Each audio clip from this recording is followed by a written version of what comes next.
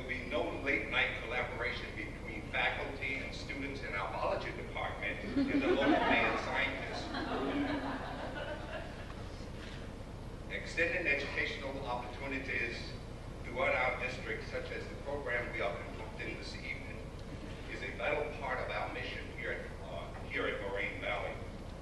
We serve 26 communities in the southwest suburbs, a diverse area of more than 400,000 people.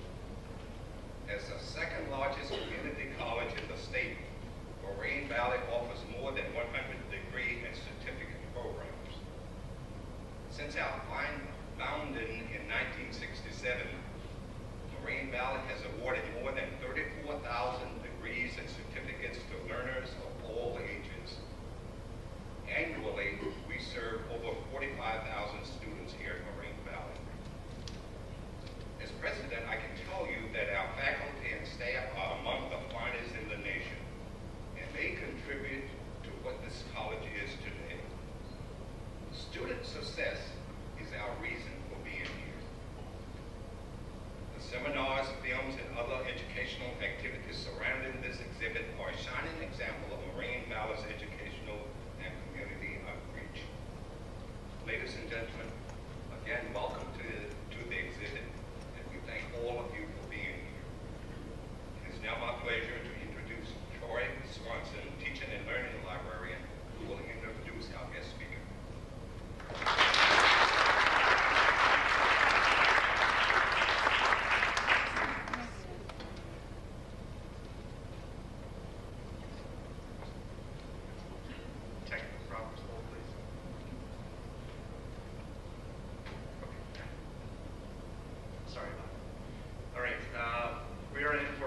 This evening, I have to tell you, been looking forward to this, obviously, since we found out about the exhibit, getting everything going, asking our students to think about their subject matter in new ways, challenging our faculty members to incorporate these kind of events into their classes. And it's been very impressive to see what good people can do at this college when you give them the right resources. So I look forward to the next month. But as for tonight, I'm here to introduce Robin Shipman, who is a doctoral candidate in the Department of Comparative Literature at the University of Chicago. She is currently writing her dissertation on the rise and decline of the epistolary novel in Britain and Germany. I'm sure all of us are curious to learn what that means. She has published articles on Charles Dickens as well as psychoanalysis. I have enjoyed all of my discussions with Robin, and just heard from me enough. Without further ado, Robin Shipman. Thank you.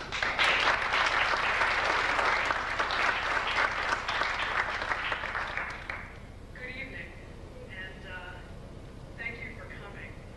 I'd particularly like to thank Troy. I bothered him a number of times throughout the past year and a half that this collaboration began, and the rest of the Moraine Valley community for not only bringing this exhibit, but allowing me to come here and probably bungle my first PowerPoint presentation. So just bear with me.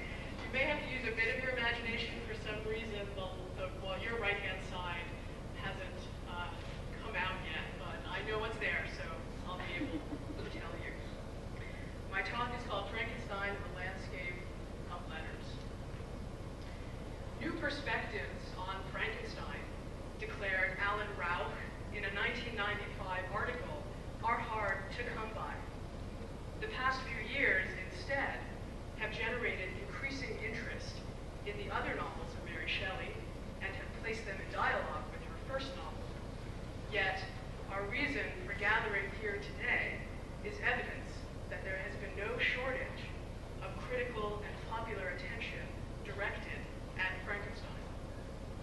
Readers continue to refine old claims and invent new ones. About the novel that famously emerged, we all by now know the story, as a result of a literary challenge on a dark and stormy night during the summer of 1816. We don't ever seem to tire of reading, writing, or thinking about this novel, not to mention viewing its various film adaptations. And we find perhaps uncanny applicability of its themes to our 21st century lives.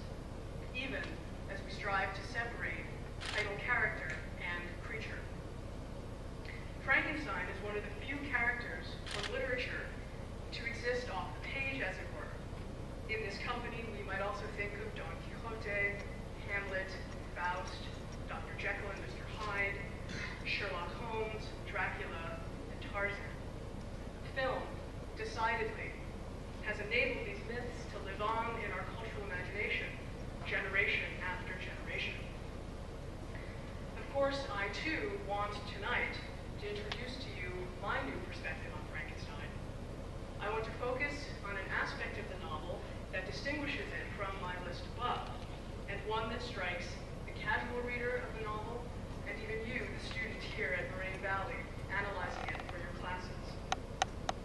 Frankenstein, we notice from the first page onward, begins in letter form. We read letter 1 to Mrs. Saville, England. What did Mary Shelley gain by using letters to tell the story of Victor Frankenstein, the young man whose story forms the basis of the novel? Surely you must have wondered this, more so given that the novel abandons this letter form when Victor interrupts Walton to begin, "I am by birth a Genovese." I want to concentrate on the significance of letters in Frankenstein, to think about the way the story gets told, and reconsider the novel within what in literary study we call the epistolary novel. This word epistolary may not be known to you. It comes from the Latin epistolaris, meaning of or relating to a letter. When we speak of an epistolary text, we mean one that is largely written in letter form. For your frame of reference, a more familiar novel to you may be Alice Walker's Pulitzer Prize-winning The Color Purple. Celie, played in Steven Spielberg's movie version by Whoopi Goldberg, writes letters to, among others, God. Novels written in letter form often have at least one principal letter writer and then an addressee. In our case, as we know, Walton writes to his sister. Some epistolary works have pairs of correspondents who write to each other, such as Laclos' 1782 novel translated into English as Dangerous Liaison, made into a movie of that title, starring Glenn Close, Michelle Pfeiffer, Uma Thurman, and John Malkovich. My references to film here are actually quite deliberate. As you may imagine, there is a kind of scripted nature to the writing of letters that translates extraordinarily well in the medium of film. Critics have been reluctant to consider the structural qualities of Frankenstein, and as some of you know, it's hardly the fashion in literary studies anymore. Subsequently, the novel has not been placed within the rich and varied tradition of epistolary literature that it deserves. The rest of my talk will analyze the function and the role of the letters in Frankenstein, Shelley's only epistolary novel.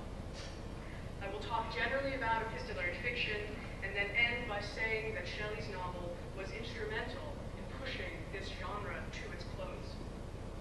Before I begin, let me go through some basic facts. Mary Shelley was born in England in August of 1797, the daughter of Mary Wollstonecraft and William Godwin, radical writers and thinkers of the late 18th century. Wollstonecraft died giving birth to Mary Shelley, but Godwin continued writing and influencing his daughter's life, so much so that Mary Shelley actually dedicated Frankenstein to him. Frankenstein appeared anonymously in 1818, and actually I'm pleased to say that this right here, this wasn't planned, is the actual title page to the 1818 novel. It was published in 3 volumes and anonymously, and both of these were fairly standard publishing practices in literature of the period. The second authorized edition with her name appeared in 1831. Now, in order to give you more of a sense of this novel, here I show you what a reader in 1831 would see picking up the novel, this engraved title page and frontispiece. And this is actually also reproduced, I just saw, on one of the early posters up there. So literally you open the novel and this is what you see. I'll actually give you some time to look at each of these individually later and talk you through some of them. The 1818 edition was not illustrated, the 1831 was.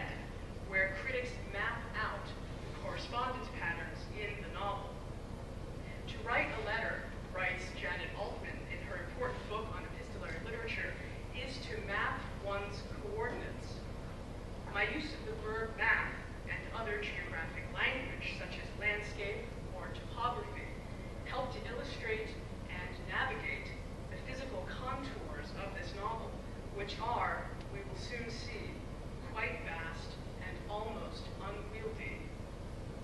Frankenstein the novel is actually comprised of just 10 letters that Robert Walton, an adventurous young Englishman who is in Russia at the novel's beginning, writes to his sister, Margaret Saville, who is in England. The first 5 letters begin and end unproblematically as letters. These 5 letters detail how Walton, despite fortune and advantage, has chosen the life of the sea. Just before his present moment of writing, he had commissioned ships and men to sail with him toward a land never before imprinted by the foot of man, to discover a northeast passage for the benefit, he says, eerily echoing Victor's own sentiments of future generations. He relates part of his own life story to his sister, one who would presumably know this, especially as he indicates it was her gentle and feminine fosterage under which he matured. But we grant him these reminiscences as the reader learns more about his disposition, his ambitions, and his interests. His letters become increasingly despairing and, we note, even a bit manic. He endures the uncertainty of his fate and deeply yearns for suitable companionship in the icy waters of the Pacific Ocean. And all of this sets the stage for the strange European with a French accent who finds Walton's ship by the time of the 6th letter. And with this 6th letter,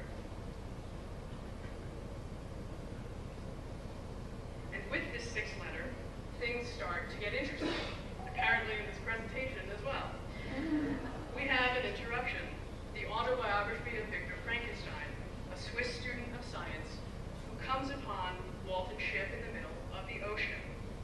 Though prior to Frankenstein, literary history could certainly boast very long letters, notably penned by Samuel Richardson's epistolary heroines, this 6th letter from August 17th is technically 24 chapters long, and it takes Walton a week to write. It also forms the heart of the novel Frankenstein by containing within it the 2 other narratives of Victor's and the creature's.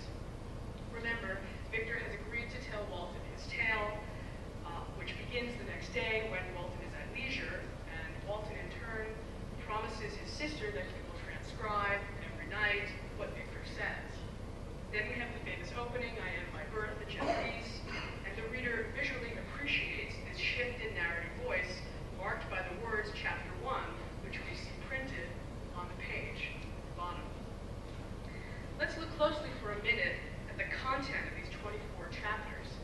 In the first 10, Victor speaks and relates the story of his own upbringing and the events that led to his monstrous creation. By chapter 10, he has met up with the creature, and the creature, by the way, needs 6 chapters of his own to relate his story. Victor picks up the narration again after the creature, and 8 more chapters continue both his and the creature's story as they chase each other, building up to the confrontation in Walton's cabin. Chapter 24 ends when Victor takes Walton up to the present moment of his own pursuit of the creature. The beginning of Walton's 7th letter, marked by the clumsy words Walton in continuation, returns the novel back to its original letter frame of Walton writing this to his sister. And he even signals this by saying, "You have read this strange and terrific story, Margaret." Walton then writes 3 more letters before the novel as such comes to a close. Letter number 10, the last one, comes significantly 9 months after the first one. And this has led a number of critics to view the novel as a very particular kind of creation story, a birth myth. The last letter brings all 3 principal characters together literally in the same room of Walton's cabin. Consequently, this last letter has all 3 narrators occupy the space of the same narrative frame. In so doing, the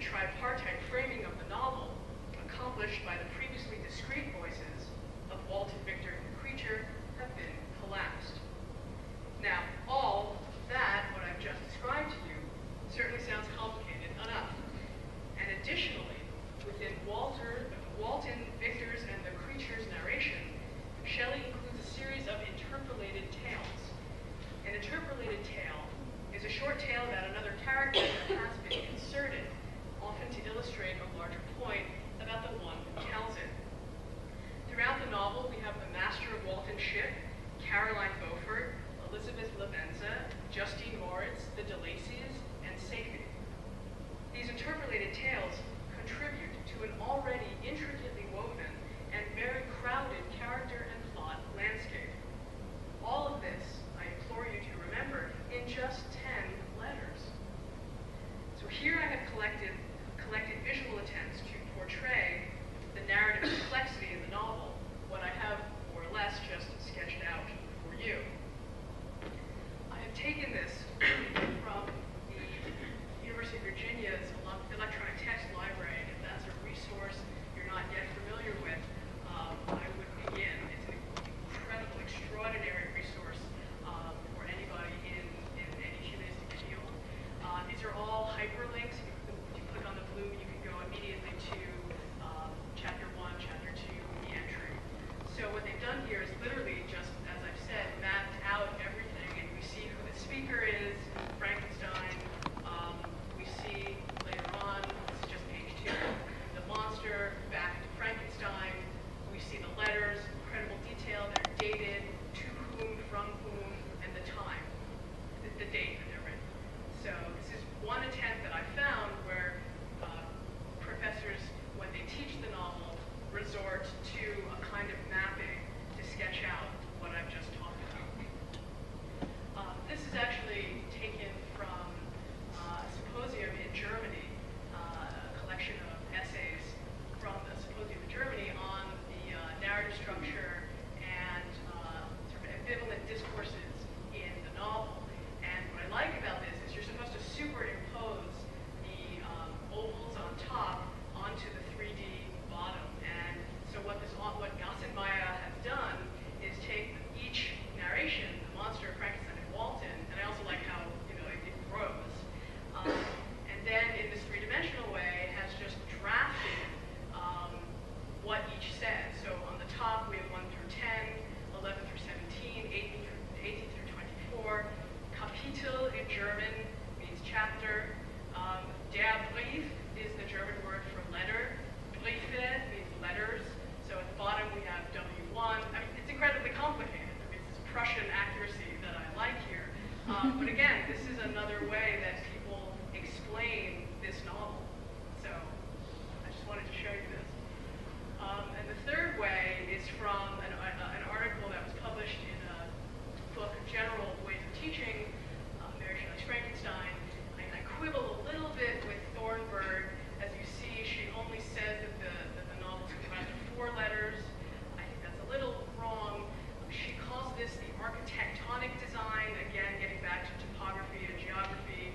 We have to employ all of these types of words to talk about this novel. She separates it, Walton, Victor, creature, Victor, Walton.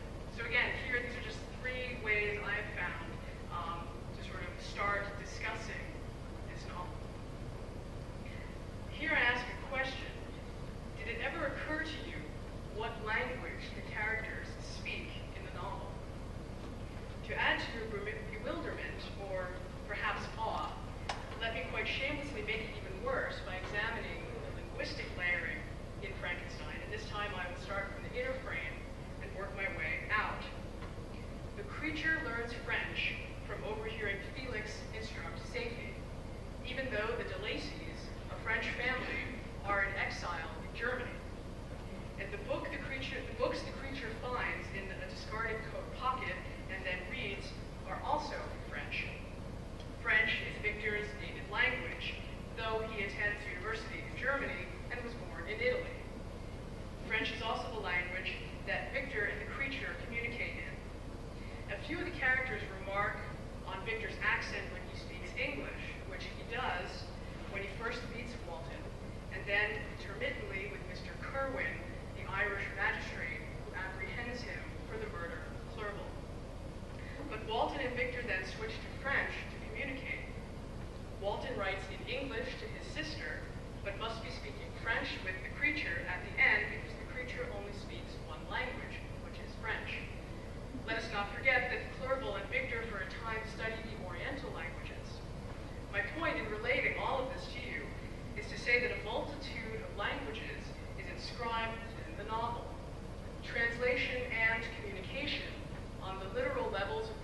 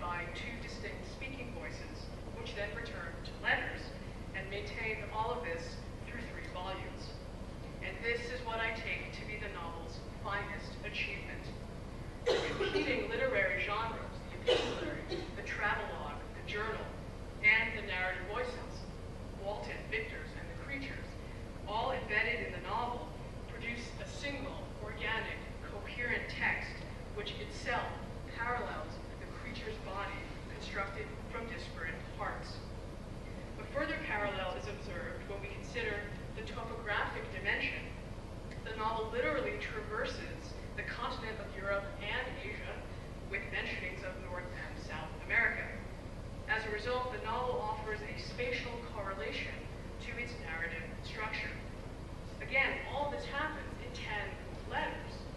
I submit to you that perhaps these are the 10 most remarkable letters in literary history. And again, this is why the novel is unique.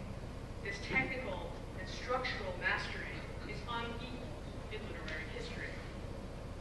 So here again, I will show you the reproductions of the engraved title page and frontispiece, which appeared in the 1831 edition.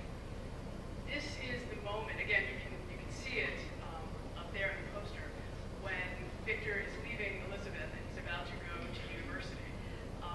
You can't really see it, but there's a caption, and it says, "The day of my departure at length arrived." What I like about this picture, and we can talk about it later, it's kind of Edenic, right? There's the vegetation, the flowers that are on the outside. In the far right-hand corner, you see a representation of some institution, whether it's a church or a university building, and it's far away, which is where Victor's going to amass knowledge. Victor's kind of shaded in the dark, and Elizabeth is light. She's wearing she's wearing white. We see a representation of religion around her neck. She's also framed in a doorway, and I think that she commands our attention in this picture. She's kind of off to the center, but she's framed, and I think that that's deliberate. We can talk about this later, but no women speak in the novel. They're always mediated, and I think that her picture in this frame speaks to that erasure of the feminine voice here. This is the title page, the frontispiece. This is the famous moment where Victor has flipped the switch, as it were, which you can possibly see up in the left-hand corner. It says, "By the glimmer of the half-extinguished light, I saw the dull yellow eye of the creature open. It breathed hard. A convulsive motion agitated its limbs. And what does he do? He rushes out of the room." Again, this is also quite interesting because we can visually get a sense of the size of the creature. We see his limbs, and we can gauge that they are larger than Victor's, at least. We see the remnants of the laboratory. There's the skull at the bottom, a couple of the bones behind the creature's left leg. We see the bookshelf up in the back with the skulls on top of the bookshelf. There's some kind of lamp. And so we have the beginnings of what some of your panels might investigate later. Not only acts of representation, but also where and how myths get constructed and born. So everything is encapsulated in this shot of Victor's laboratory. The 3 volume breaks in the novel do not neatly map onto the 3 narrations in the novel, which would have been very neat and compact. So a very early reader may have been even more confused than you are now, listening to my letter-by-letter analysis. But what does it mean to say that Frankenstein is an epistolary novel, borrows from, and then departs from that tradition? The 10-letter composition of Frankenstein contains many of the basic characteristics we have come to associate with novels in letter form. The narrative is conveyed, as I mentioned before, primarily in letter form. Walton writes to his sister, and the inserted tales of Victor and the creature, which are technically autobiography rendered as transcription, become part of the textual layering of the novel. Though not overwhelmingly so, Walton does reference the act of reading and writing, as other epistolary characters do, reinforcing the notion of exchange, both as something being distributed or circulated, and as a synonym for conversation. And Victor, too, on occasion, will remark upon the fictional moment of his talking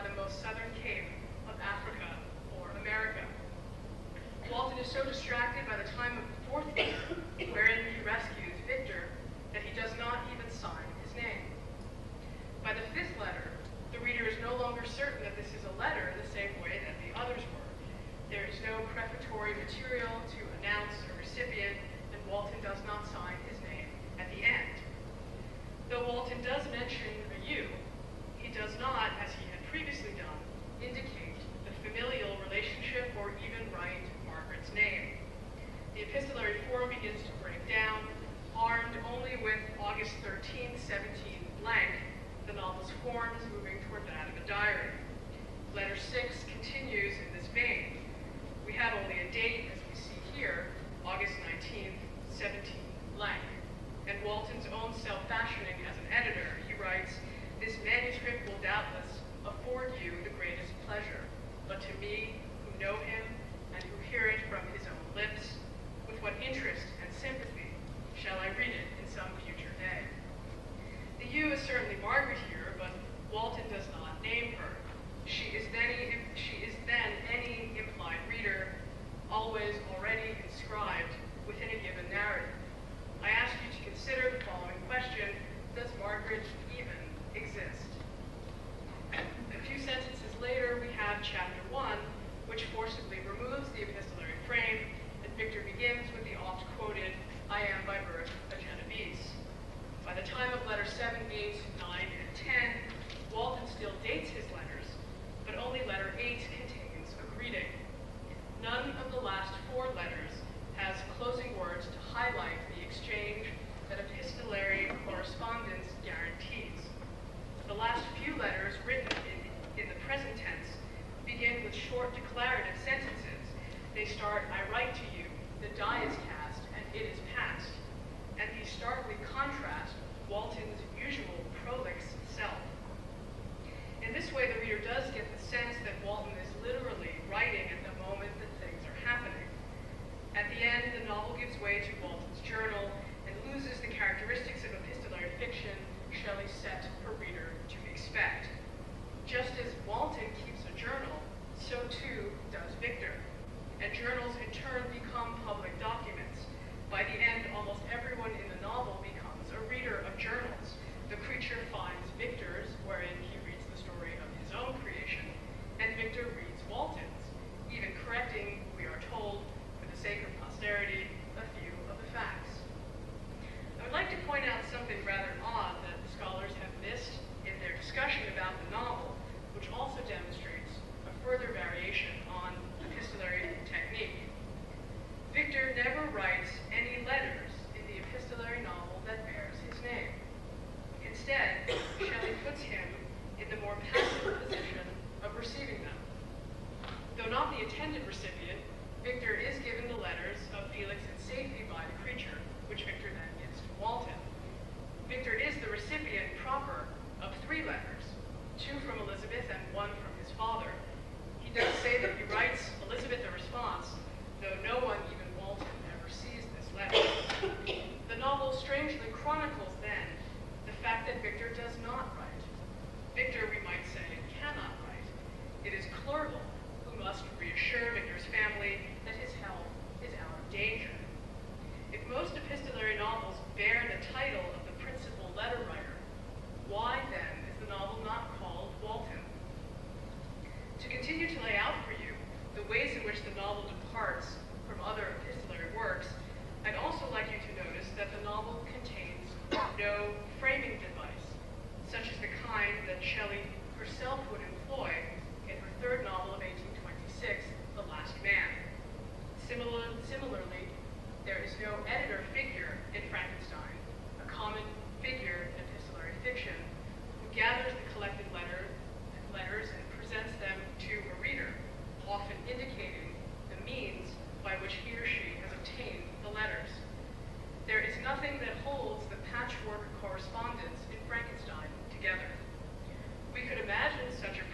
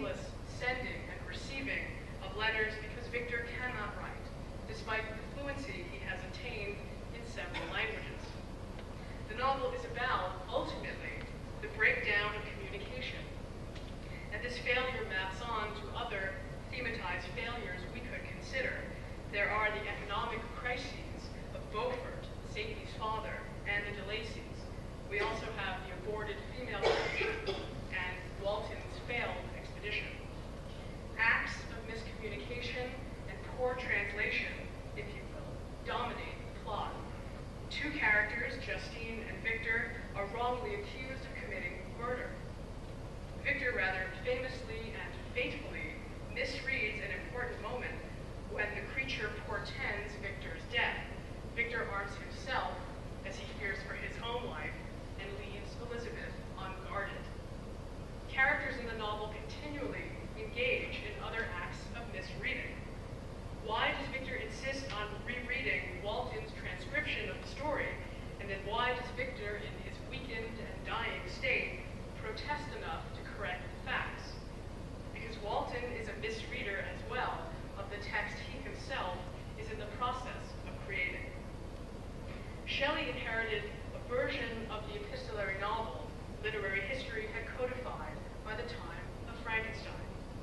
The last decades of the 18th and early 19th centuries produced record numbers of epistolary novels, but there was a growing awareness in the fiction that the medium was about to change.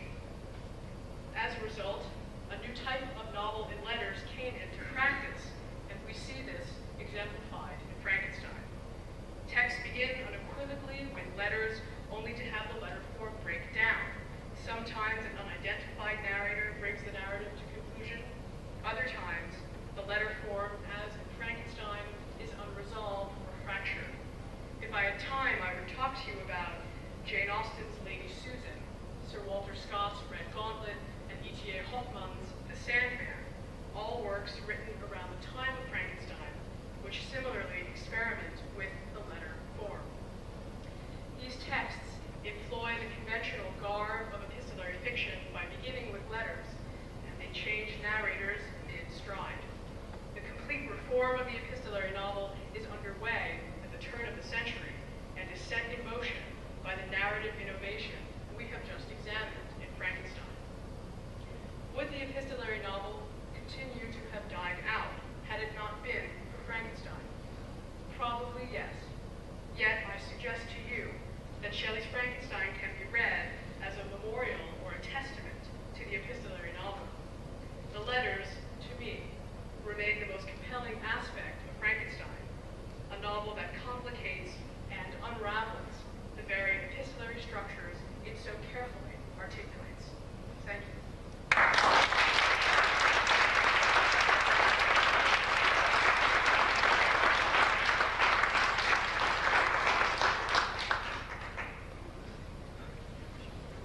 We want to give a very special thanks to Robin for bringing us to a new level of